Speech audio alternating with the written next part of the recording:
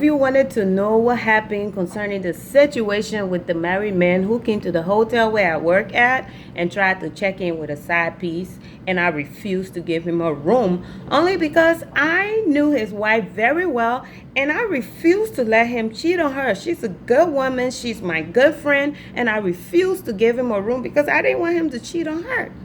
Well, this is what happened afterwards. Apparently, he went right down the street to the other hotel, not too far from the one I was working at, to get a room with his side piece. Little did he know, a friend of mine works at that very hotel, and luckily for me, she was working there that night, and I had told her what happened.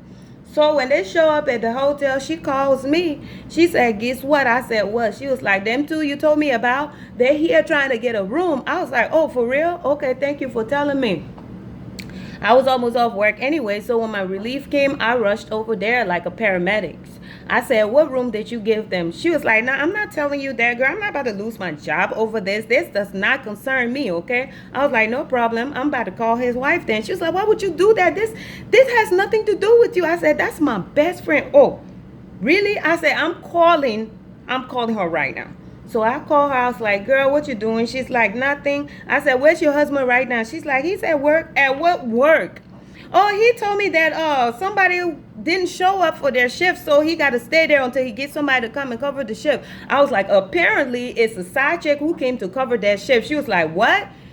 Another woman? I said, yes, another woman. And just to bust your bubble, he's not at work. He's at a hotel right now. You can come here. His car is parked right here as evidence. You need to come. You need to come and deal with it and take your husband home. She was like, oh my God, she's trying to break down. I said, you need to come right now before he get it all over with and come home lying to you that he was at work. So she showed up and she came to the desk. She told my friend who was working, what room did you put them in? She was like, this got nothing to do with me. I'm not telling y'all what room he's in because y'all better start some problem in here and cause me to lose my job. I don't know why you call this woman over here concerning her husband. I was like, go look outside. His car is there. She was like, I seen his car. I was like, well, call your man. Call his phone. She calling his phone 1, 2, 3, 4, 5 times. It rings. He doesn't even answer.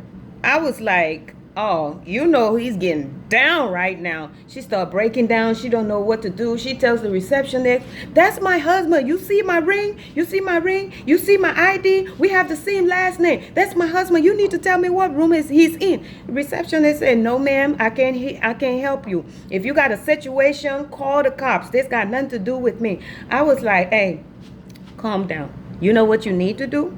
What you need to do is go out there and tow his car back home. Call the tow company and tow his car back home, and then get in your car and go home.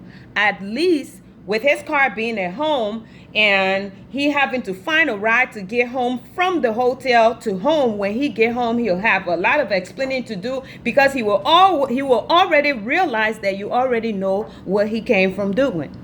Because he already told you he was at work, and then you came to find out that his car was parked at a hotel, and you call him 50 million times, he didn't answer his phone. Girl, tow his car back home. She was like, you know what, that's a good idea. I'm going to tow his car. So she towed his car, and my friend at the desk looking at me like, you know what, something wrong with you. Something wrong with you.